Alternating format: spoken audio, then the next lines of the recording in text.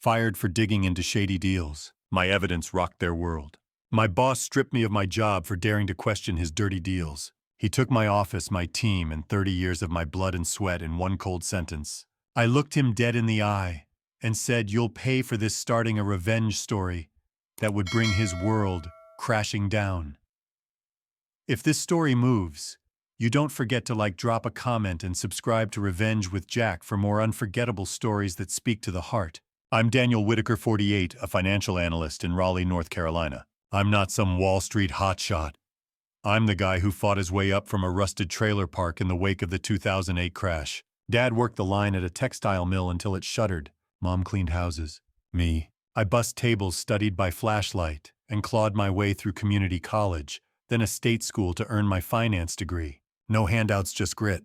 Now I'm lead analyst at a mid-sized investment firm in Raleigh, pulling in $145,000 a year. The firm handles $80 million annually, advising everyone from tech startups to retirees. My life's solid, not flashy. A 4-bedroom colonial mortgage down to $200,000.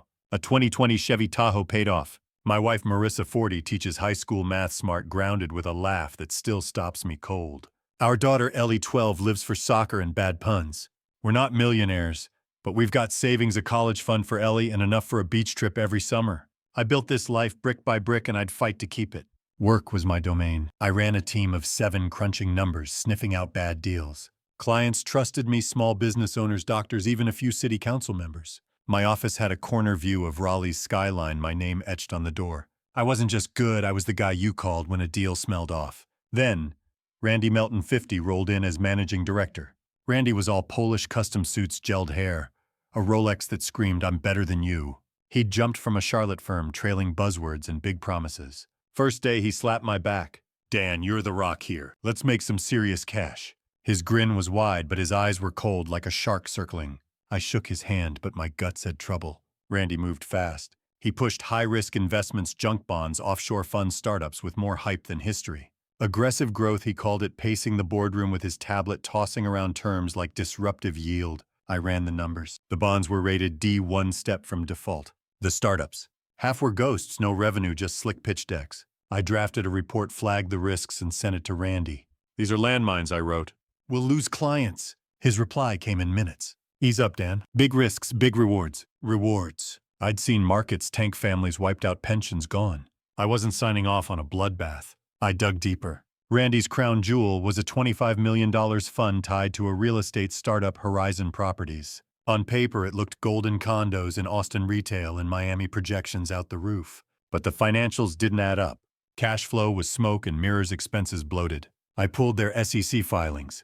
Horizon was a shell registered in Nevada with no assets, just a leased office and $10 million in debt. A scam dressed up in glossy brochures. I took it to Marissa Coleman, 42, our compliance officer.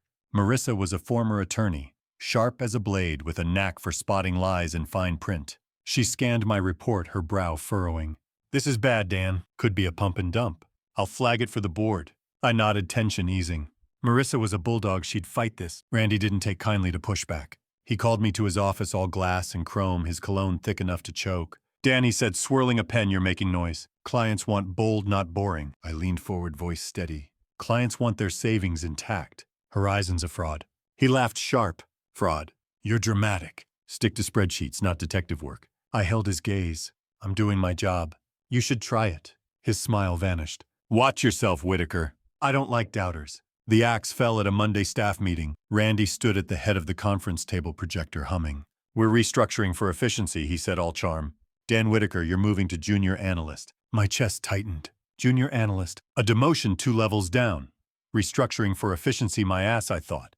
My team guys I'd trained, trusted, shifted in their seats. "Pete Larson's taking lead," Randy added. Pete, 36, was Randy's lapdog, all swagger, no spine. Marissa's eyes flashed across the room, pissed. I forced a nod. "Got it." Inside, I was burning. I cleared my office that afternoon. Framed photo of Ellie at her first soccer game. My worn leather notebook. A mug Marissa, my wife, gave me that said, "World's okayest dad," all stuffed in a cardboard box. Pete sauntered in, smirking.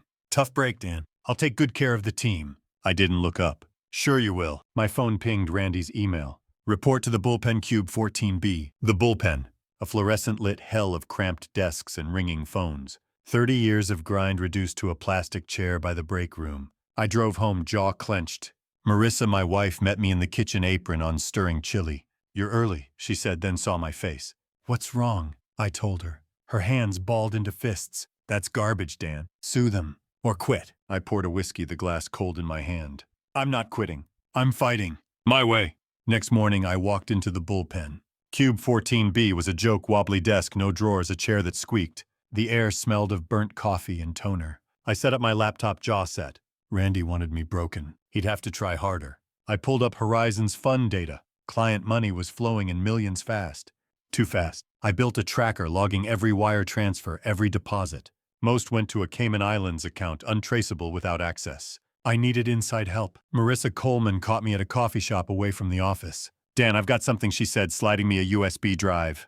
Horizon's real books. They're siphoning client funds to a shell company. Randy's name's on the transfers. My pulse spiked. "You're sure?" She nodded, eyes hard. "I'm taking it to the SEC. But Randy's got friends, board members, maybe regulators. Be careful." I pocketed the drive, my mind racing. This wasn't a bad deal, it was theft. Back in the bullpen, I played the part. Kept my head down, crunched numbers for Pete's half-baked reports. He'd swagger by tossing me busy work. "Don't screw this up, Dan," he'd say, grinning. I'd nod, but my nights were spent unraveling Horizon. Bank records, offshore accounts, a web of lies. Then a break. Jenna Walsh, 32, a junior analyst, slipped me a note at lunch. "Check Horizon's CEO," it read. "Old college buddy of Randy's. I met her after hours, a park bench under streetlights." "They were in the same frat," she whispered. "Randy's pushing Horizon because he's in on it." My fists clenched. A personal connection. The puzzle was taking shape. Friday, Randy hosted a client gala at a downtown hotel. Black tie, champagne, the works. Junior analysts weren't invited, but I showed up, Marissa Coleman at my side. We blended in, her in a navy dress, me in my old suit. Randy was center stage, toasting new horizons. I raised my glass from the back. "To honesty," I said, voice carrying. Eyes turned. Randy's face twitched, his charm cracking. Later, he pulled me aside, voice low. "You're pushing it, Whitaker. Back off or you're done." I smiled cold. "I'm just getting started." That night, my phone buzzed. Unknown number. A text. "Stop digging or Ellie's college fund disappears." My blood froze. Ellie, my kid, asleep upstairs. I stormed to the garage, heart pounding. Marissa, my wife, found me, her face pale. "Dan, what's happening?" I couldn't lie. "They're coming for us," I said. She grabbed my hand, fierce. "Then fight harder." I nodded, opening my laptop. Jenna's note, Marissa's USB, my tracker. Randy thought he could scare me off. He didn't know me. This revenge story was mine, and I'd write the ending. I sat in the garage, the whiskey in my glass long gone, the threat on my phone burning a hole in my mind. Stop digging or Ellie's college fund disappears. My daughter, my kid, was upstairs dreaming of soccer fields, not knowing her future was a bargaining chip. Marissa, my wife, stood in the doorway, her shadow sharp against the fluorescent light. "We're not backing down, Dan," she said, voice like steel. I nodded, jaw tight, and plugged Jenna's USB into my laptop. Horizon Properties, Randy's frat brother. Marissa Coleman's proof of siphoned funds. This wasn't just about my demotion anymore. It was fraud, and they dragged my family into it. I wasn't just fighting for my pride. I was fighting for Ellie's tomorrow. Monday morning, I walked into the bullpen like nothing had changed. Cube 14B was still a prison squeaky chair, flickering monitor, the hum of a dozen phones. Pete Larson strutted past, tossing a stack of reports on my desk. "Fix these by noon, Whitaker," he said, smirking. I nodded, face blank, but my mind was elsewhere. Jenna's note about Randy's college buddy had opened a door. I pulled up Horizon CEO Greg Tanner, 51, on LinkedIn. Sure enough, same frat as Randy, same graduation year. Photos showed them arm in arm at alumni events, all grins and bourbon. Conflict of interest didn't begin to cover it. I texted Marissa Coleman. Got a lead. "Tanner's Randy's old pal. Dig into their history." Her reply was instant. "On it."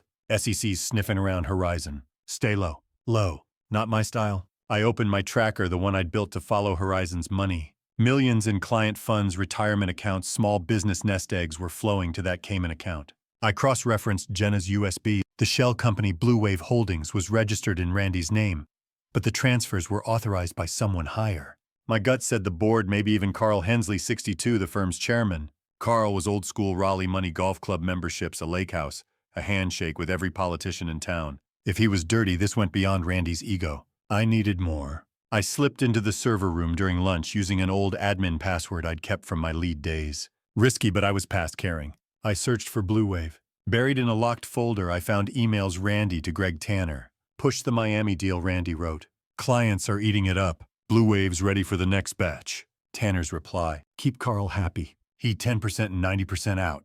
My heart pounded. Carl was in on it. I downloaded the emails, wiped my tracks, and got out. That afternoon, I met Marissa Coleman at a diner off I-40, the kind of place with chipped mugs and waitresses who call you hun. She looked drained, her usual fire dimmed. SEC's moving slow, she said, sliding me a folder. But I found this. Tanner and Randy ran a similar scam in Charlotte 2010. Got off light fines, no jail. I scanned the documents. Same playbook, fake real estate offshore accounts. Why's Carl protecting them? I asked. She leaned in, voice low. He's got a stake in Blue Wave. Silent partner. If this blows, he's ruined. My fists clenched. Carl, the country club king, was the puppet master. The first twist hit that night. Jenna called, voice shaky. Dan, someone's following me. I froze. Following you, she whispered. A black SUV tinted windows. Parked outside my apartment. My stomach dropped. Get somewhere safe. Now. I hung up, mind racing. Randy wasn't just threatening me, they were tailing my allies. I called my wife, Marissa. Keep Ellie close, I said. Don't let her out of your sight. Her voice was steady. I've got her, Dan. You focus? I loved her for that rock solid when I was fraying.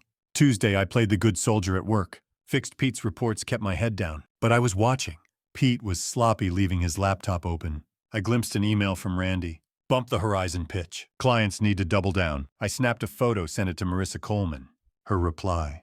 This is gold. SEC will eat it up. But I wasn't so sure. If Carl had regulators in his pocket, we needed airtight proof. The second twist came Wednesday. My old team member Tom Bradley, 55, pulled me aside in the parking lot. Tom was a vet, quiet, loyal. Dan, he said, eyes darting, Pete's screwing up. Clients are asking questions. They're losing money on Horizon. My pulse quickened. How bad? He grimaced. Millions. One guy's threatening to sue. I nodded, mind spinning. Client losses could force the SEC's hand. I told Tom keep me posted. Discreetly. He gave a curt nod and vanished into the dusk. That night I dug into the Cayman account. The transfers were escalating $5 million and $4 million out to Blue Wave. I traced the recipient. A Delaware LLC, Sunrise Ventures. I hacked public records. Sunrise's director, Carl's son Ethan Hensley, 38, a trust fund kid with a yacht and no job. The family was neck deep. I saved everything, backed it up on a hidden drive. If they were watching Jenna, they could be watching me. Thursday brought the third twist. Marissa Coleman texted. Found a whistleblower. Ex-Horizon CFO Lisa Grant. I met Lisa, 45, at a Raleigh coffee shop. She was nervous, chain-smoking, her hands trembling. I quit Horizon last year, she said. They faked financials. Randy and Greg threatened me when I pushed back. I leaned in. Threatened how? Her eyes flicked to the door. Said I'd lose everything, my house, my kids' school. I've got records, though. Real books. She slid me a USB. Get 'em before they get me. I pocketed it, my throat tight. You're brave, Lisa. I'll handle it. She didn't look convinced. Friday, the heat turned up. I got a call from an unknown number. A man's voice low calm. Whitaker, you're digging where you shouldn't. Your wife's school. Nice place. Be a shame if they had budget issues. My blood ran cold. Marissa taught at a public school, underfunded, vulnerable. I gripped the phone. Touch her and you're dead. He laughed. Big talk. Back off, or Ellie's next. The line went dead. I sped home, heart hammering. Marissa was grading papers, Ellie doing homework. I hugged them both too tight. Dan, what's wrong? Marissa asked. I couldn't lie. Work's messy. They're threatening you. Ellie. Her face hardened. Bastards! What's the play? I kissed her forehead. We fight. Hard. She nodded, fierce. Damn right. That night I merged Lisa's records with mine. Horizon's real books showed $30 million in client funds diverted to Blue Wave, then to Sunrise. Fake condo sales inflated valuations. Carl's signature was on the LLC's formation docs. Ethan's name was on bank transfers. I sent it all to Marissa Coleman, copied the SEC anonymously. But I needed more, a smoking gun. The fourth twist hit Saturday. Tom texted. Clients suing. Big Shot owns half of Raleigh. Says Horizon's a scam. I called him. Who? Tom's voice was grim. Vince Russo, city councilman. My jaw dropped. Russo, 60, was Carl's golf buddy, a power broker. If he was turning, the walls were closing in. I met Russo at a bar, dim and smoky. He was pissed, tie loose. Horizon's bleeding me dry, he growled. Randy swore it was safe. I want blood. I nodded. Help me and you'll get it. He slid me a folder, bank statements, Horizon pitches. Use this. Burn them. Sunday I got a call from Jenna. Dan, they broke into my place. My heart sank. You okay? She was crying. Yeah, but they took my laptop. They know I talked. I cursed. Stay with family. I'll fix this. But I wasn't sure I could. The SUV, the threats, the break-in, Randy and Carl were desperate. I checked my own security cameras. Nothing yet, but I wasn't sleeping. Monday, Marissa Coleman called. SEC's Rating Horizon's office. Your docs did it. My chest loosened just a fraction. Carl, she sighed. He's lawyering up. Randy's MIA. I frowned. Miam. She nodded. Vacation per his assistant. Bullshit. I hung up, mind racing. Randy running meant guilt, but Carl was the prize. The fifth twist came that afternoon. Pete cornered me in the bullpen.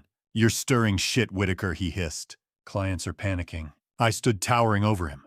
Good. They should be. He flinched, then smirked. You're done here. Randy's got plans for you. I stepped closer. Tell Randy I'm coming for him. Pete backed off pale.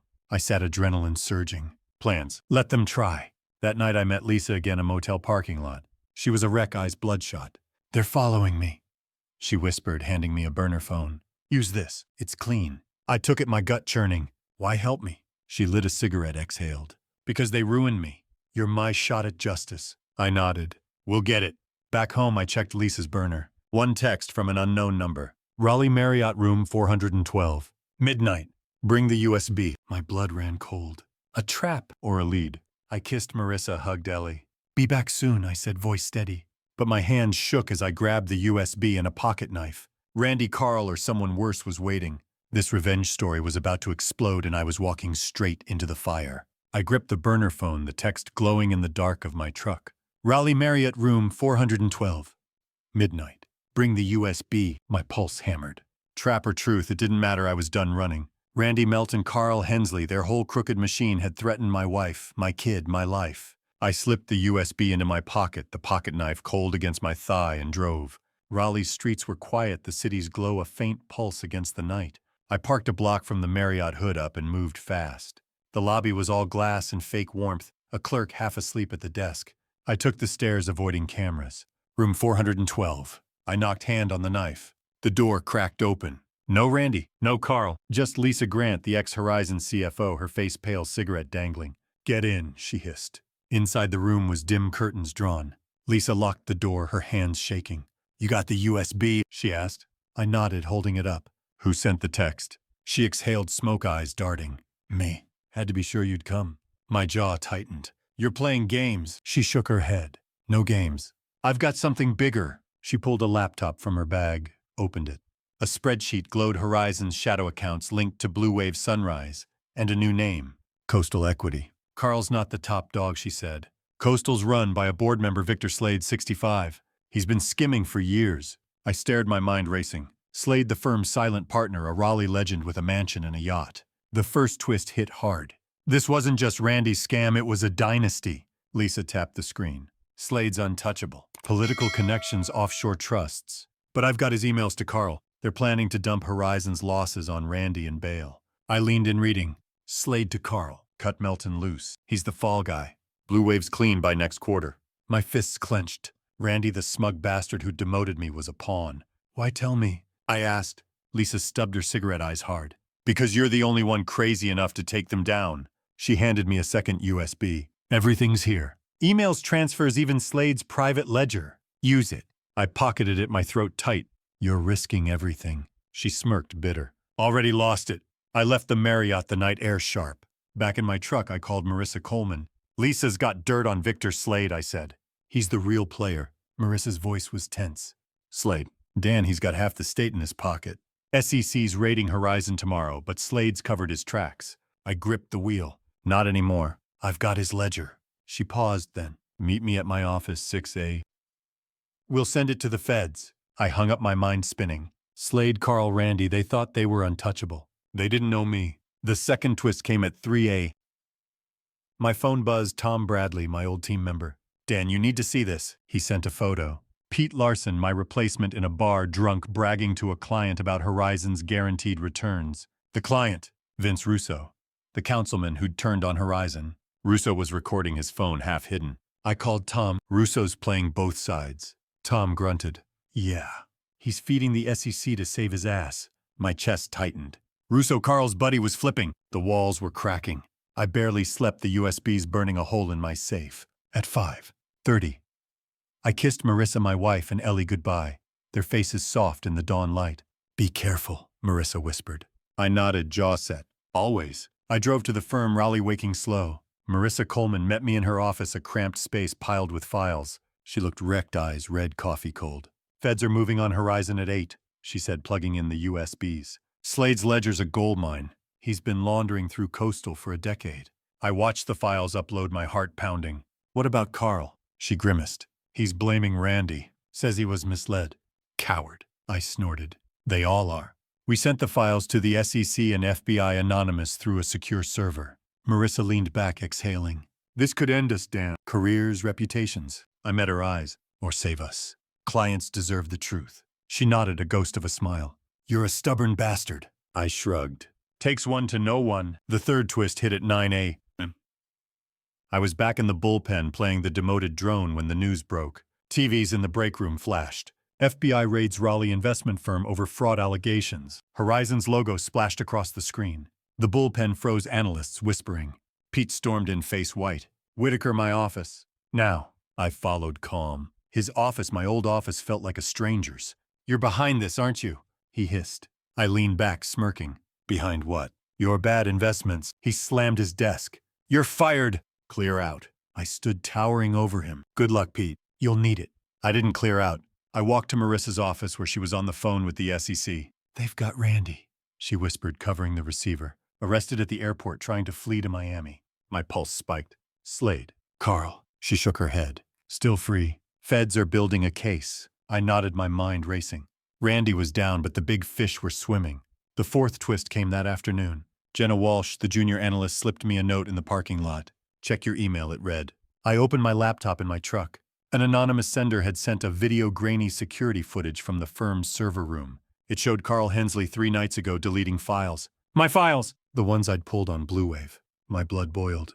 Carl wasn't just complicit, he was covering tracks. I forwarded it to Marissa Coleman and the SEC. Got him, I texted her. Her reply, holy shit, this seals it. That night I met Vince Russo at a dive bar, his face haggard. I'm out, he said, nursing a beer. Horizon's toast. I gave the feds everything, tapes, emails, pitches. I leaned in. Why flip? He laughed, bitter. Carl screwed me. Said I'd take the fall if I didn't play ball. Screw him. I nodded, slipping him Lisa's burner number. Talk to her. She's got more. Russo's eyes widened. You're a ghost, Whitaker. I smirked. Just a guy doing his job. The fifth twist hit the next morning. My phone rang. Lisa Grant panicked. Dan, they found me. Black SUV outside my motel. My stomach dropped. Get out. Now. She choked back a sob. Too late. They're here. The line cut. I sped to her motel, heart hammering. But the lot was empty. No SUV, no Lisa. I called Marissa Coleman. Lisa's gone, I said. Her voice was grim. Feds found her. She's safe in protective custody. She's testifying.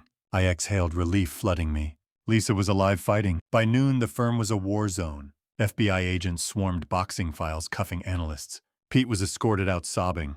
Carl was nowhere holed up with lawyers per the news. Slade, untouched, his name barely mentioned. I sat in my truck watching the chaos, the USBs copied to a cloud drive. Marissa, my wife, called. Ellie's school got a grant, she said, voice shaky. Anonymous. You think? I gritted my teeth. Slade. Buying silence. She cursed. We're not for sale. I smiled fierce. Damn right. The sixth twist came that evening. Tom Bradley texted. Check the news. I pulled up a local station. Breaking story. Raleigh firm chairman Carl Hensley arrested for fraud. Footage showed Carl, cuffed, face gray, shoved into a van. The anchor cited whistleblower evidence and leaked financials. My evidence, Lisa's, Marissa Coleman's. But Slade was still free as shadow in the background. I called Russo. Slade's next, I said. He laughed hoarse. Good luck. He's a fortress. I hung up, jaw set. Fortresses fall. The final twist wasn't loud. It was quiet and it cut deep. Jenna met me at a park, dusk settling. Dan, I've got something, she said, handing me a flash drive. It's from Pete. I frowned. Pete. She nodded, eyes down. He's turning. Gave me this before the feds got him. Says he was scared, followed Randy's orders. I plugged the drive in. Audio files. Pete's voice shaky, confessing to forging Horizon pitches knowing they were fake. One clip had Randy. Slade's got us covered. Just keep Whitaker quiet. My blood ran cold. Pete, the smug kid who'd stolen my job, was my last weapon. I sent the audio to the FBI, copied Marissa Coleman. By morning, Slade's name hit the news. Local tycoon linked to fraud scandal. No arrest yet, but the net was tightening. The firm collapsed, clients pulling millions, the stock worthless. I walked away, hired by a smaller outfit, Carolina Wealth, $15 million a year. Honest work. They made me senior analyst, $150,000. No questions about my past. Marissa Coleman joined as compliance head. Tom and Jenna came too. Loyal to the end. I stood in my new office, Raleigh's skyline sharp through the window. Ellie's college fund was safe. Marissa, my wife, stronger than ever. We'd won, but at what cost? Friends threatened. Trust broken. Slade was still out there, lawyered up, maybe untouchable. Had I done enough or just lit a bigger fire? I don't know. Maybe you do? Was I right to risk everything, my family, my life, for justice? Or should I have walked away, let the sharks eat each other? Like what you heard. Hit that like button, share your thoughts in the comments, and subscribe to Revenge with Jack, because the next story might just be your favorite one yet.